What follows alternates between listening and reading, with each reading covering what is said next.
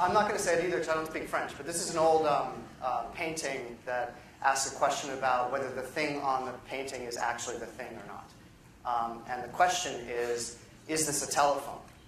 And what I want to talk about is everything but the telephone part of the mobile phone today, and what that means for social and economic development. Yeah, so I work with a group called Technology for Emerging Markets at Microsoft Research. Microsoft Research is a bunch of mostly researchers, computer scientists, working on problems that are 5 years out, 10 years out.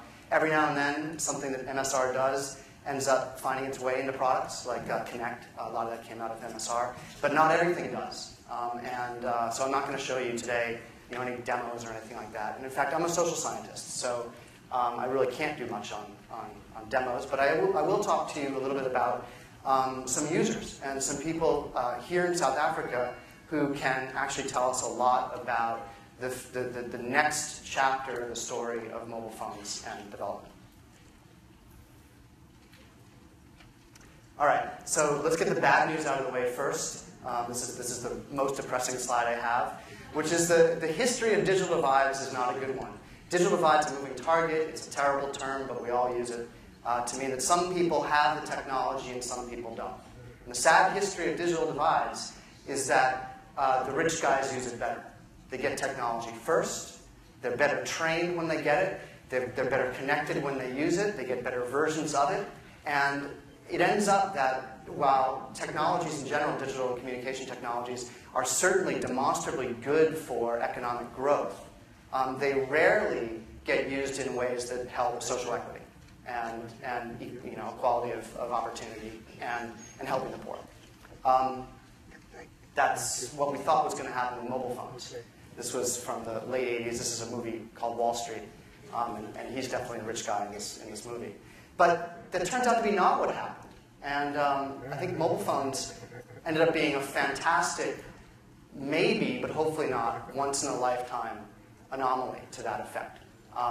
The rich guy paradigm did not kick in with mobile phones because more or less, in sort of a historical sense, everybody on the planet got a phone at more or less the same time. I mean, yeah, within a few years, but it's remarkable. Everybody's got a phone, 5 billion active SIM cards. Not only that, but everybody, more or less, knows how to use a phone in a way that makes the most sense to them. People can use a phone to be productive anywhere in the world. They can call an ambulance when somebody's sick. They can call a doctor. They can call to check on prices, on what they're growing on their farm. And it's an amazing story of sort of enabling opportunity for everybody using technology. And it's something we're all quite excited about. So I think this question about what we do next is the next story about mobile phones going to be as good as this story? Are we going to make smartphones as universally usable and full of opportunity and accessible, empowering as those dumb phones have demonstrated that they are? And I'd say here that the jury is still out. There's still work to be done to make sure that this happens. And South Africa is a great place to think about these questions. You guys live a life, you guys live with your technologies in ways that mean that you're on the cutting edge of this stuff, about making this stuff exclusive, sort of quite inclusive, and making it something that literally everybody on the planet can use. So it's a pleasure to talk to you, and it's a pleasure to be here doing this kind of research. Let's not forget about SMS. I don't know, all the students are like, oh yeah, that's an easy slide to read. I hate this slide. But SMS has been good for global development. But it's limiting, it's expensive, and it's herky-jerky. And I don't think it's the best we can do. Great work being done by guys like Ken Banks and Frontline SMS, and who else uses Text2Change, and hundreds of other NGOs use SMS right now very effectively, but it's got major limitations. So the story is turning to data, apps, and mobile internet, mobile data, because literally everybody's carrying around a connection to the internet, or almost everybody is. What are we going to do with this data channel on the cell phone to enable all sorts of things in economic development, social development too? So there's groups like Ahsoka. I can't go through all of this, but there's guys doing M-Health, there's people doing M-Banking, there's people doing M-Learning, there's people doing M-Agriculture. civics and participation, enormous, wonderful things, and a great community working on these questions. A good hashtag to follow is hashtag M4D, with the number 4. That's Mobiles for Development. And you can see a lot of these guys will be talking there about these sorts of questions. How do we make this cell phone, the data-enabled cell phone, work as well as other phones? So what can the experiences of 8 women in Khayelitsha tell us about this next story? And so I don't have a lot of time. I can just show you a few little things. This is a study done with a graduate student, Shiko Gitao, who's the one facing us with the glasses, as a UCT PhD student. Her advisor is Gary Marsden, and I worked with them on this project, where we found 8 women in a livelihoods NGO in Khayelitsha who already had mobile internet-enabled phones in their pocket and didn't know they had the internet available to them.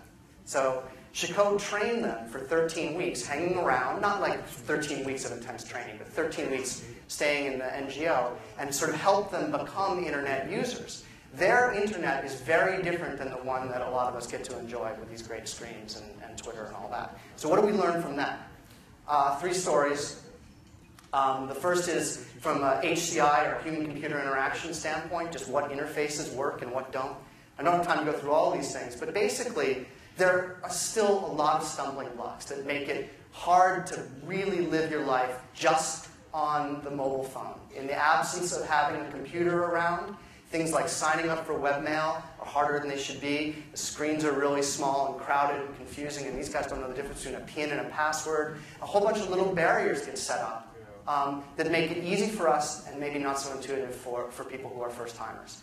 These are solvable problems, but only if we pay attention to them. Second story. The meter is always running. And I think a lot of you guys, who's on prepay for their internet here? Fair number. You guys know. You trade off a little bit more about what you're gonna look at. The development community needs to understand that every bit matters to people who are accessing on their mobile phone. And they're trading off against everything else they could be doing with that same few rand. And we don't build very well for prepay phones yet, at all. And third, and this is a sociological point, which is let's keep expectations in check. What each one of those women wanted was to get a job, and none of them did. So some of them will keep searching, but it's not like you can just give somebody a piece of technology and all of a sudden the world's going to get better. We've got to design for the very complex context in which the social transformation may or may not happen, and to be kind of humble about what we can do, and think about all the other things that need to also happen. That point about citizen journalism and training citizen journalism is the same whether it's job search or doing agriculture or whatever. The training and human capital side of things is complementary to what's happening on the digital side. So 2 last slides. One is just questions for you guys. Would you quit Facebook and use only Mixit? No. Would you sell your PC and keep only your phone? No. And would you cancel your data plan if you're lucky enough to have one and go pay as you go?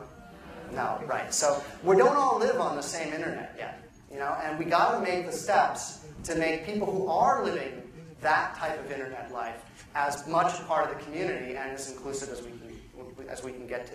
So when things like the Arab Spring happens and we start to follow and get influenced by people who are participating in these ways and participating only on those channels, that's an indication that we're on the right track. But I think there's a lot of work left to be done to get a vision of the future that's going to have everybody participating. Sorry, I double-clicked there. So here's my last slide. For the global development story, it's not what your 4,000 rand smartphone can do right now, exciting as that is. It's what that 400 rand cell phone, the smart-ish phone, will do soon. People are asking more than just voice and SMS out of that little, simple, affordable phone. And the choices we make as designers and product people, marketers, business strategists, about what that phone will do and how it will talk to people who've got all the fancy stuff will go a long way towards making this stuff inclusive or not. South Africa's a great place to do this work. You guys understand this better than most people I talk to, but it's certainly not a done deal. So I hope you stay involved and do some M4D if you can. Thanks.